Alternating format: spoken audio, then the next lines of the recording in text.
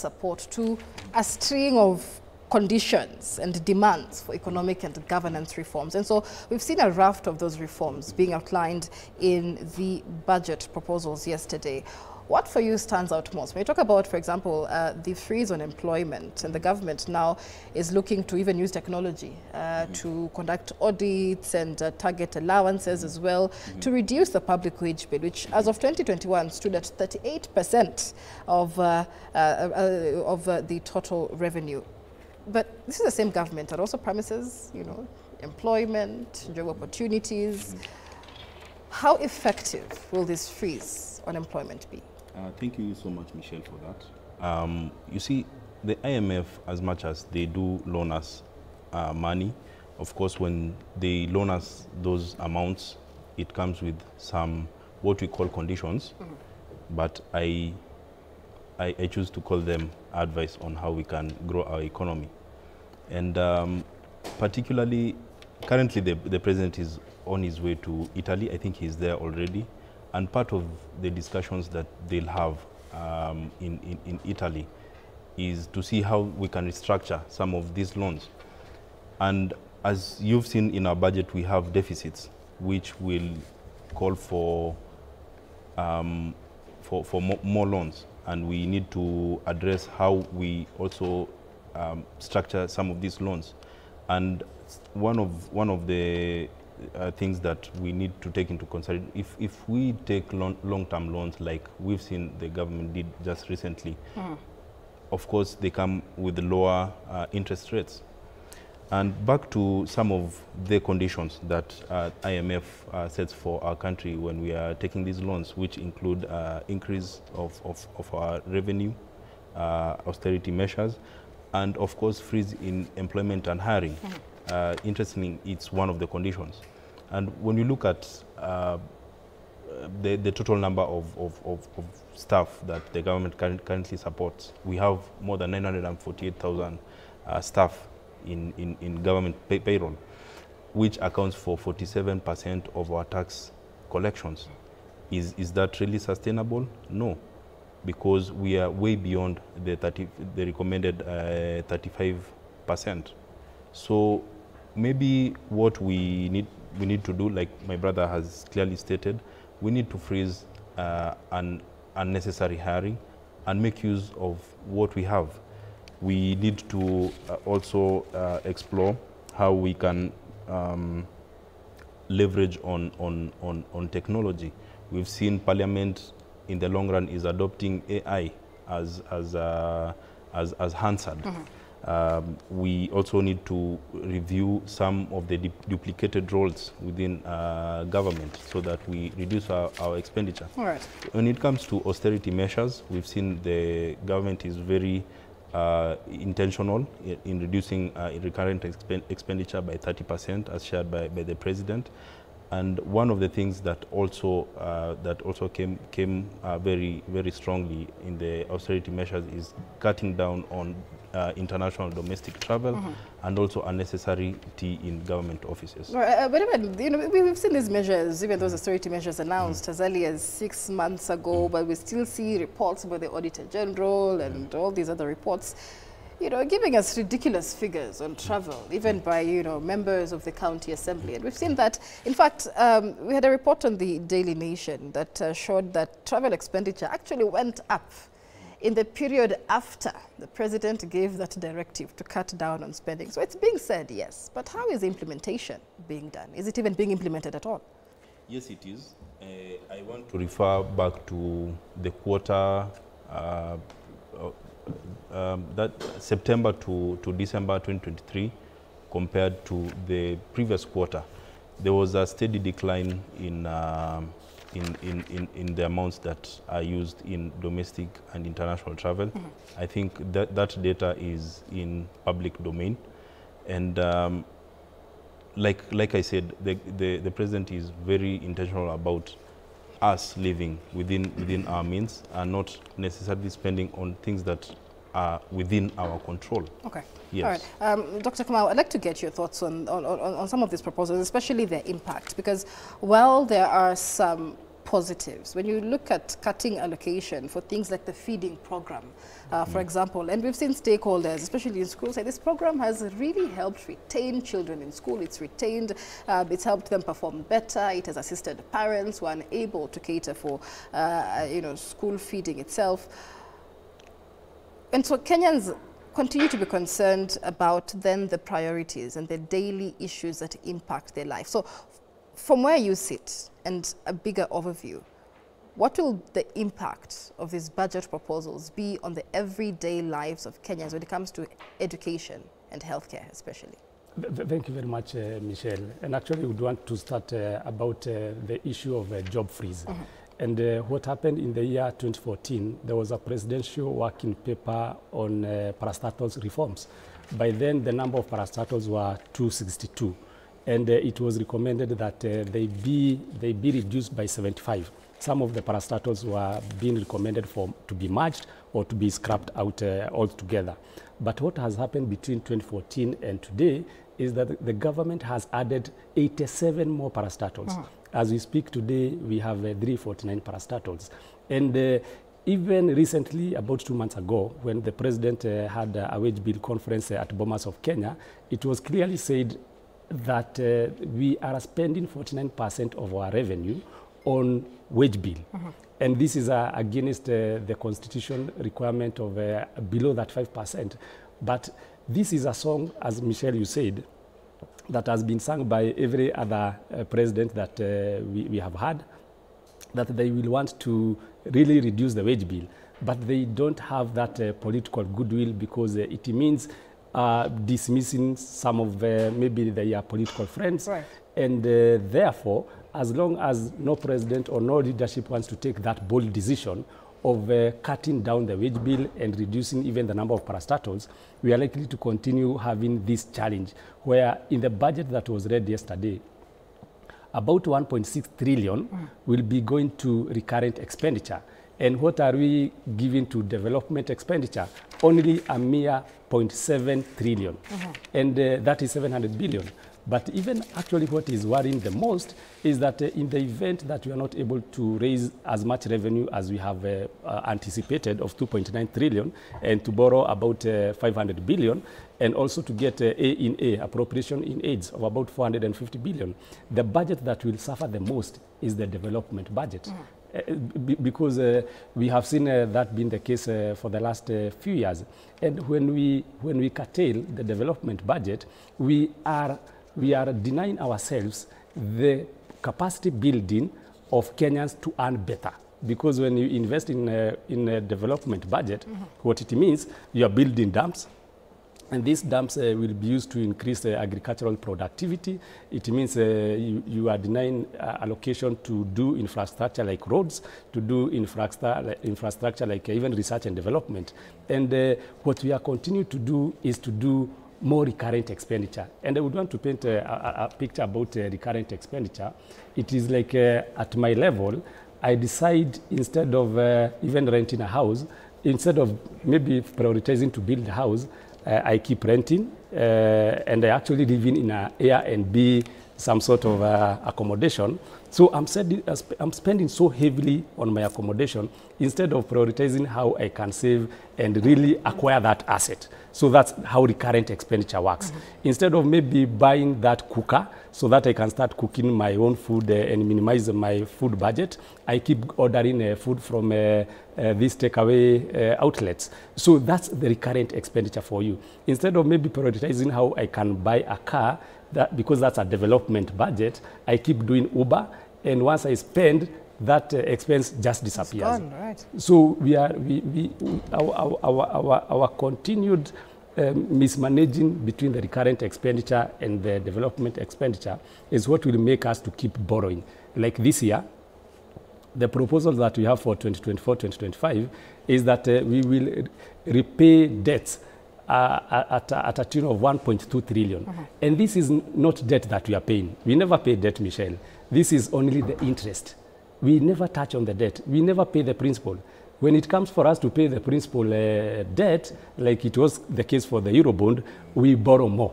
We borrow to repay a debt obligation that has matured. So we never ever pay the principal debt. We keep borrowing more to repay it. The 1.2 trillion is purely on interest. And this 1.2 trillion, actually, which is purely on interest, is 30% of the revenue collection that we target. We target about 2.9 trillion, which is 3 trillion, vis-a-vis 1 trillion, that is 30%. So that's why IMF, as you said, we can see the hand of IMF in trying to really manipulate how we plan our affairs. Because they say, if you guys want to continue borrowing more, then what you need to do, you need to really privatize some of the sectors, which the government has not been very keen on doing that, because when privatization happens, then it means that there are some people that will lose job, but not necessarily, because you see, like Safaricom, it was once owned by the government. The majority shareholding of Safaricom at one point, it was owned by the government. But the government decided to privatize its shareholding. And what have we seen over time? Safaricom continues to do better. The issue of KenGen, the issue of Kenya Power, those are some of the parastatals that were purely owned by the government or majorly owned by the government, but over time, the government has prioritized, has privatized. I would recommend the same for something like Kenya Ports Authority, something like most of the public universities, because they really take a big chunk of the budget in terms of being funded to support their budget. All right. Mokese, there's been a lot of concerns then what the impact would be when we reduce allocations to these government agencies by 30%. What impact would that have on service delivery and the running of basic, day-to-day operations for the country? But even as we speak about that, there's also been a raft of reforms, in that IMF hand, including financial sector reforms. And Central Bank of Kenya plans to increase the minimum core capital for banks from 1 billion to 10 billion shillings. And many Kenyans aren't quite clear what that means. And a look at the Daily Nation there says that more than half of banks now will face a test in that 10 billion core capital plan. What is your understanding of this reform? Yeah, to be very clear, that's for me, and I know a lot of people might talk differently, but for me, I find that to be very important for our financial sector. We are already struggling in terms of how we are being looked at. We were grey listed the other day. We have certain issues that we need to take care of in terms of our financial infrastructure and how we are categorized. And for me, increasing the core capital for banks means that the kind of banks that will remain in business are banks that are able to withhold any shocks that come from the system. Right now, there are a lot of tiny operations that are claiming to be banks that do not necessarily need to be in existence and end up really struggling or disappearing with a lot of people's money. Mwalimu Sacco is an example of a bank that they invested in a bank and then it went all to the doldrums. So the idea here is to make sure that Kenya, being a serious financial center for the region, that we have the kind of banks that are able to withhold and withstand any shocks that come about. And for me, that's a good given. I know that people who say that it will affect how much money can be lent to the private sector and things like those. Yes, those might become aftershocks. But remember, most of the lending that is actually issued out to the small traders and business people and even just normal consumers, most of these banks are already within this particular threshold. The ones that are, who we claim that might suffer from this, do not necessarily even lend out as much to the SMEs and also business people as we would have expected. I would like to ride on to what was already said by Daktari over here, and this is what will be naturally the saving grace for William Ruto in this coming financial year. It's very important now, number one, he cuts on corruption. That corruption must be dealt with. There's no question about that. But number two, in addition to all these visits that he's done and the conversations that he's been having, we need to be serious as a country to attract investment, especially in some of these core sectors. There's been a mention by the CS that they need to reform the PPP Act to make it more seamless in terms of, and the Public Finance Management Act to make it very seamless in terms of how investors come in and participate in terms of infrastructure development and things like that. Because, as he's rightly said, there's nothing that government should be doing in terms of managing University of Nairobi, Moi and Kenyatta. Those things should be completely privatized and managed by the private sector. They need to have set up endowment funds that can be able to support the kind of education that is required to be taught at some of these universities. We cannot be called a center of educational excellence while at the same time we're the ones, government is the one subsidizing this particular education. This has to be completely reformed. When you look at healthcare, Kenyatta National Hospital, there's a big chunk of it that could be easily run by the private sector that does not necessarily require the hand of government. Same case applies to almost every other sector of the economy. So I think the thing that this government needs to be very clear about and start putting forward is that the moment they are clear that they want to embrace these reforms being proposed by the IMF, and they are clear that they will not allow the state capture that has been there by civil servants to oppose some of these measures, and become very clear that the moment they say it in budget, the moment they say it in a cabinet directive, they will follow through and not go back, because these are some of the challenges that we're having as a country. Kenya excites the entire international market and says we are going to divest, we are going to allow for privatization, and then something goes on in Bunge about somebody protecting a CEO that comes from their village, and then suddenly that whole story dies. Right. And this affects how we are going to live as a country. Let's be practical. Government cannot keep sustaining entities that do not make sense. They need to be shut down very quickly. All of those things need to be taken to the private sector, and then now we need to focus on what's core, what's important. Mwananchi wants to see better healthcare. They want to see more allocations into things like education that are primary responsibilities of government, more money into pesa za wazee, for women empowerment. Those are things that we need to start seeing. And when the government focuses on that, we will be much better. But to say that we are still buying cars in the name of government expenditure for CEOs and small guys in parastatals who don't even know where the offices are, the shameful things that are happening in this country,